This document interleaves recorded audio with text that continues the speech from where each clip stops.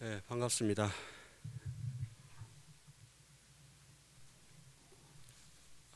한 두어 달 쉬었나요? 한 달? 두 달? 예.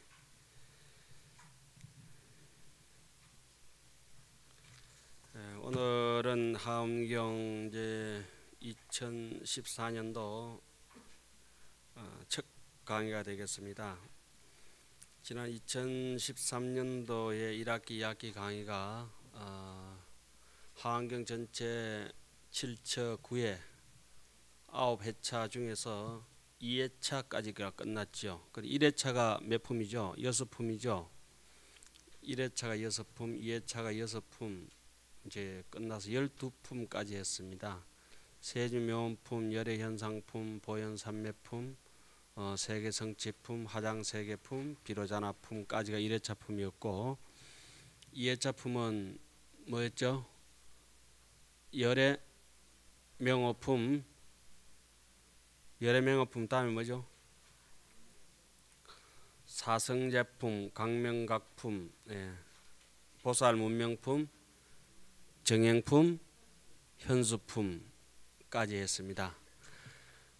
그러니까 근본적으로 우리의 심상에 대해서 쉽게 얘기합시다. 우리의 인생을 사는 것, 일생을 사는 걸 마음이라고 합시다. 이 마음의 근본 자리, 바깥으로 뻗어져 나와 가지고 지옥처럼 산다든지, 지옥에 가면 이제 우리가 좀 골치 아프죠. 지옥에 가면 최소한 목숨이 제일 짧은 게 몇 년이에요?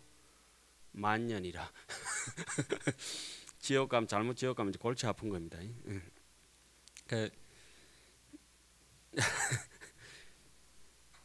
그 지옥처럼 산다든지 아기처럼 산다든지 축생처럼 사는 거. 이거는 이제 머리가 이제 물 밖으로 나오지 못하고 물 속에 처박혀서 숨 쉬는 것처럼 그렇게 사는 거예요. 그러니 물 밖으로 조금 나왔다고 이렇게 숨 쉰다고 바깥으로 고개를 내미는 것도, 수면 위로 내미는 것도 아수라처럼 살든지 인간처럼 살든지 천상처럼 사는 거죠. 그런데 물에 빠져 살든지 물 밖으로 이만큼 이렇게 고개를 내밀어 살든지 여전히 인연의 그런 고해의 바다에서 헤매는 것인데, 그것을 헌출하게 고해의 바다에서 벗어나서 저 창공을 자유자재롭게 날아가는 새처럼, 허공을 자유롭게 나르는 새처럼, 그 어디에도 매이지 않는 정말 그 한가로운 흰 구름처럼 그와 같은 본래의 근본 정신 세계를 설파해 놓은 것이 시성정각이라고 하는 대목, 그죠? 비로소 정각을 이루었다. 안욕따라 삼약 삼보리, 우리 본심의 세계를 심성, 자성, 불성, 법성의 자리를, 어디에도 매임 없는 그 자리를 타고 들어간 그 설법이 어디입니까?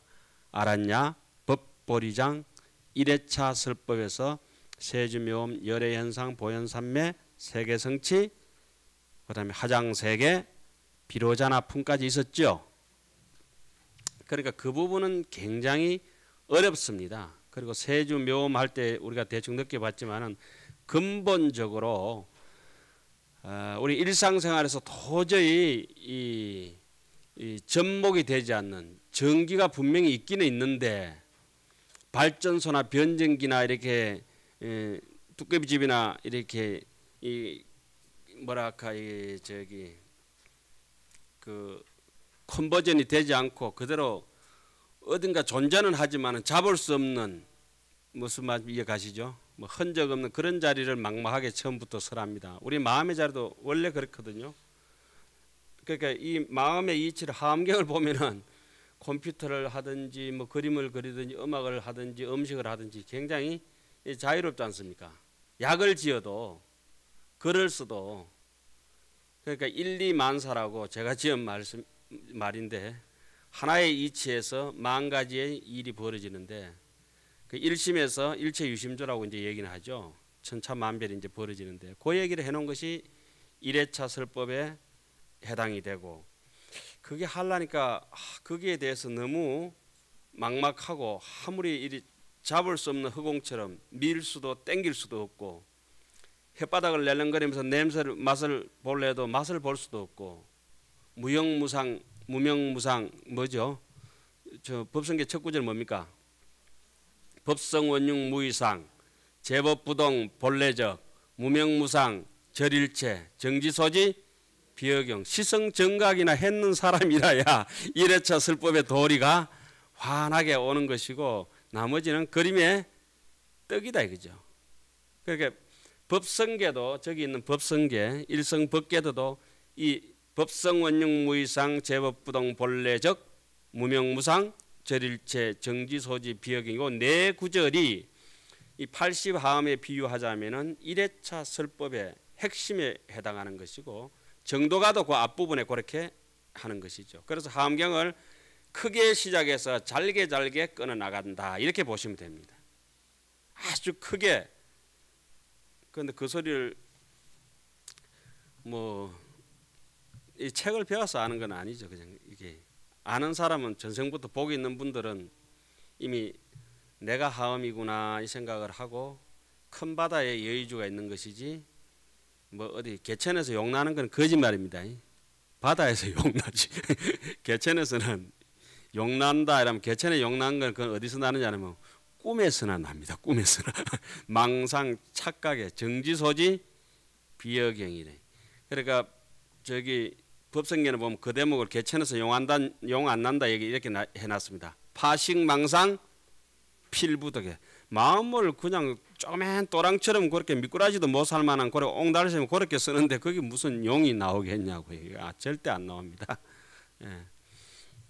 용이 딱 출현하려고 하면은 구름이 일고 천둥이 치고 또 번개가 번쩍거리고 비가 내리고 현수품 마지막 대목이 그렇게 나왔죠. 용 트림을 하면 그렇게 됩니다. 또 저기 뒷부분에 가가지고 십지품 할 때 또 그렇게 또 한 번 더 나오죠. 여러분들 안 배우셨죠 아직까지. 또 입법 개품에도 그래 한 번 더 나오죠.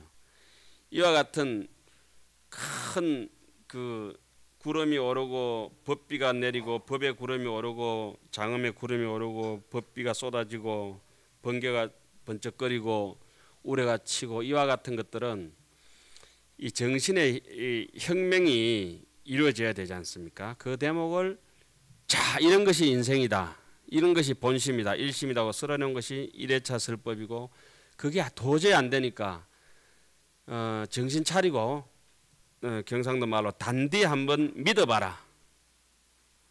십신설법을 했는 자리가 어딥니까?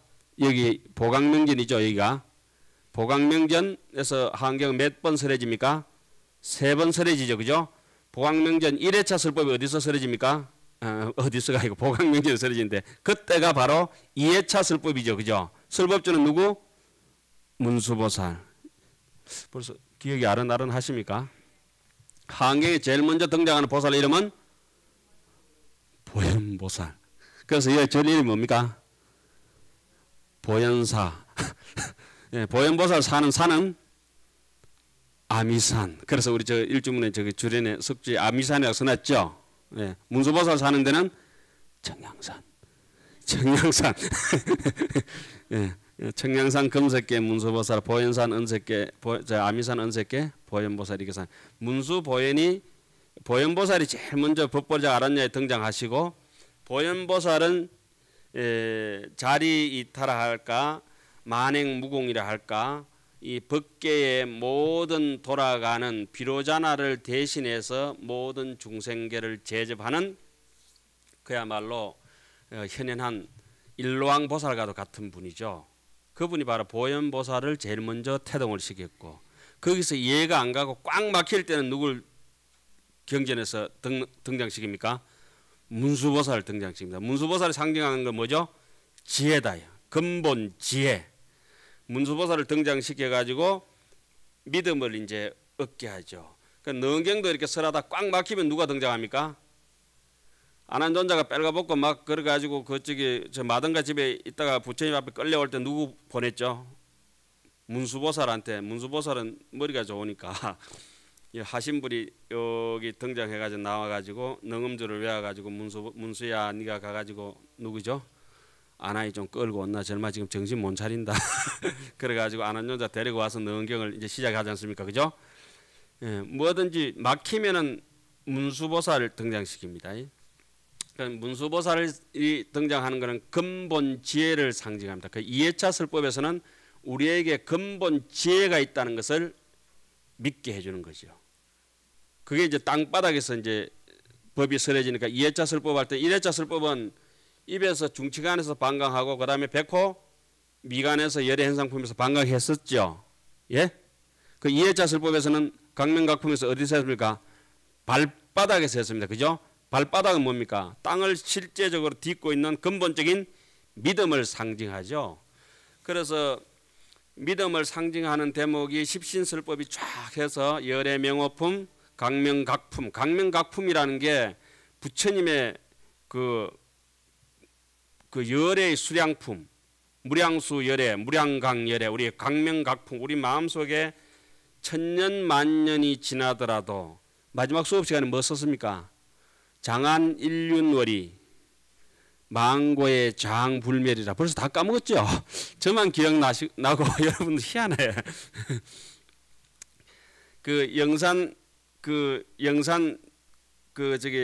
영산의 그 일륜을 장안 일륜을 영산에 부처님 만지고 노시던 사위성의 그 달 하나가 언제 지금까지도 사라지지 않는다. 오늘 이게 성수미 산정품 하다 보면 그 대목을 바로 이거구나 이렇게 이제 생각이 나실 겁니다. 그래서 현수품 이제 가서 믿음을 극명하게 우리가 누구든지 외우고 있는 현수품의 개송이 있죠. 우리 사집 배울 때 선효에도 나오고 그죠?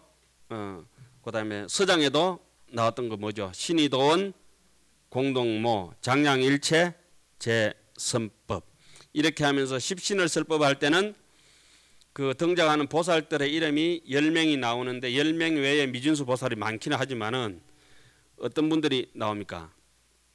머리 숫자 돌림자가 나왔죠. 마지막에 현수가 나왔잖아요. 그죠? 법수보살, 재수의사살하고 재수보살, 또 집지라고 목수보살. 집지는 목자는 아니죠. 눈목자죠. 재수보살, 목수보살 다 기억나시죠? 뭐 보수보살, 그죠? 보수공사 잘해라고. 하여튼 머리 숫자를 쓰는 거는 뭐 때문에 썼습니까?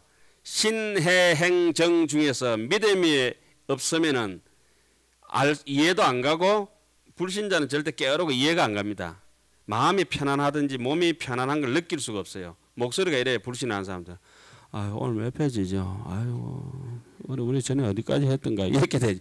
음성이 팍 다운돼 가지고 빌빌빌빌 지렁이처럼 기는 거야. 눈, 코, 입기도 없고 발도 없고 수족이 없는 것이요. 꾸물꾸물하고 이렇게. 그런 사람들을 보면 저거 깨어르다 싶으면 불신존자고 하안경을 쓰래도 얻어 들을 수 있는 인물이 아니요. 캄캄하죠. 캄캄해. 죽의 장막, 철의 장막 속에 갇힌 사람처럼. 그래 뭐하다 그까지 갚았나. 머리 숫자라고 하는 거는 믿음을 상징하기 때문에 믿음이 모든 것의 근본이다. 신이 도원 그 나왔죠. 그죠? 믿음이 도의 근원이요 공덕의 어머니다. 어머니는 뭡니까? 모든 것을 파생시킬 수 있는 생명을 솟아날 수 있는 근본 도량이라고 볼 수가 있죠. 공덕을 그러니까 믿음이 있는 사람은 이 유식에 보면 오이백법 명문론에 보면 이렇게 나오죠. 믿음이란 신은 뭐냐? 공덕을 귀하게 여긴다 했어요. 그러니까 믿음 있는 사람들은 공덕 짓는 일, 말 한마디 조심하고 행동 거지. 그리고 이 자기의 그런 재산이나 학력이나 뭐 인물이나 체력이나 자기가 가지고 있는 법력이나 역량을 최대한 공덕스럽게 남을 위해서 사는 사람을 믿음이 있다고 합니다. 그 믿음이 없는 불신종자들은 어떠냐면 그 능력을 가지고 권력을 가지고 남을 제압을 하고 잘난 척하고 뻗시대고 희한하죠. 그게 이제 불신자와 유신자 믿음이 있는 사람과 청정하게 믿는 사람과 그 혼탁한 사람하고의 차이점이 능력을 가지고 중생을 이익시키면은 믿음이 있는 것이고 중생을 해코자 하면은 그 좋은 머리를 가지고 사기를 치잖아요. 그죠? 예? 해킹이나 하고 그리고 막 미사일이나 쏘고 못됐거든. 돈 가지고 있으면 도박이나 하고 희한하다고. 예, 그게 이제 처음에 주장하는 대목이 십신설법이 지난 시간까지 우리가 끝났습니다. 그리고 오늘 할 차례는 드디어 보통 사람들이 이해할 수 없는 땅바닥에서 걸어댕기는 사람들이 이해할 수 없는 제일 높은 지상의 경지 사왕천 위에 도리천이라고 있습니다. 그죠? 그 도리천을 수미산 꼭대기에 있기 때문에 그걸 갖다가 수미산 꼭대기에 이제 올라갑니다. 그럼 여기서부터는 십주 법문이 행해집니다. 십주 법문이 행해질 때 여기에 등장하는 10명의 보살의 이름은 지혜 해자 돌림입니다. 법회보살, 또 뭔고 무상해보살, 뭐라 할까, 성해보살, 일체해보살, 모르겠는데, 하여튼 이런 보살 이름들이 쭉 해가지고 정진해보살, 정진안해, 정진해, 예, 지혜 해자가 등장하면 지혜가 있어야 뭐가 되죠? 지식적으로 이론적으로 파악하고 이해하는 것이 가능하다 이 말이죠. 여기서 반강은 어디 있어요? 발가락에서 반강을 합니다. 발가락에서 반강이라고 하는 것은 발가락은 이 그립하는 힘, 이 잡아 당기는 이 힘이 있잖아요, 그죠? 발가락이 없으면 서가 있는데 자체가 어떻습니까? 위태위태하지 않습니까? 불안하잖아요. 그러니까 설계도가 철저하게 이론적으로 구비돼 가지고 지식적으로 탄탄한 이론 지식 위에 있는 것을 상징하기 때문에 발가락에서 반강한다. 그러면 거기에 지식을 상징하기 때문에 사람 이름을 등장시킬 때 어떤 사람을 등장시켜야 돼요? 지혜 해자로 등장시킨다.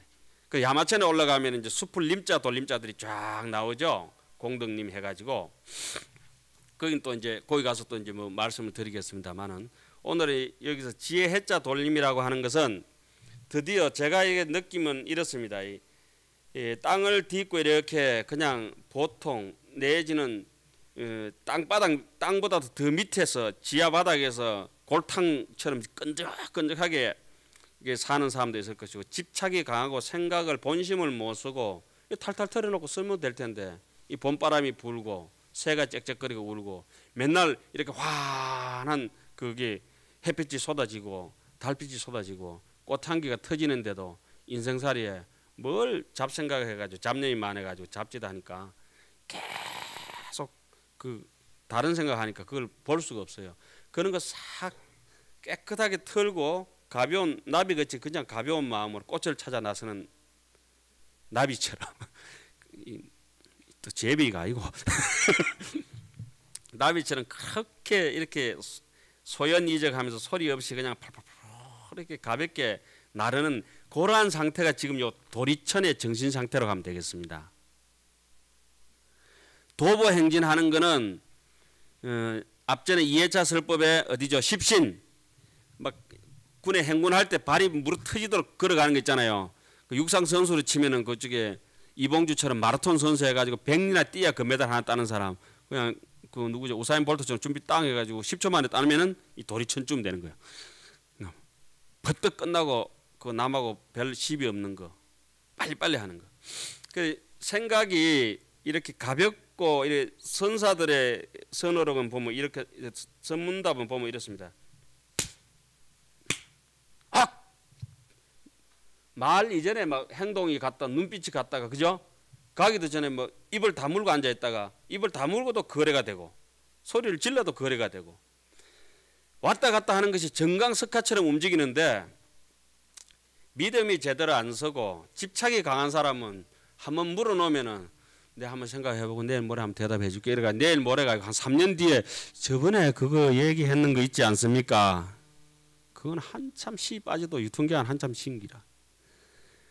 언제? 적시에. 오늘도 이게 적시에 나옵니다. 부처님께서 중생을 위해서 설법을 하면 언제 삼매됩니까? 적시에. 그러니까 탈려면 적시에 타고 내리려면 바로 내려. 그러니까 찐득하게 이렇게 묻습니다. 제불에 부처님께서 나오신 그 출신처가 어딥니까? 그 어떤 선생님 계시다. 뭐 저라고 얘기는 안 하겠습니다. 너는 중생 아이가? 너는 중생 아이가? 뭐 부처님 얘기해줘도 저는 믿지도 못하고. 그렇죠. 그럼 오늘 여기서 이제 수미산정품에 이제 올라가는 대목이 왜 요새 옷 하면 왜 찍찍이 있죠, 찍찍이. 집착이 어느 정도 있긴 하지만 찍 띄면 떨어지잖아요. 예? 오공본드로 붙여놓으면 어때요? 안 떨어지거든. 믿음이 없는 사람들은 오공본드 이렇게 뺑기 칠해내는 것 같아. 딱 달라붙어가지고 이제 악교 칠해내는 것처럼 도저히 뛸 수가 없어요. 집착이 착 달라붙어가지고 뭐 남녀지간에 사랑에 착 달라붙었든지 재물에 착 달라붙었든지 음식에 착 달라붙었든지 생각이 뭐 못 가는 곳은 없으니까 똥파리처럼 뭐 온갖 곳에 다 가니까 그 탁 달라붙어 안 떨어져.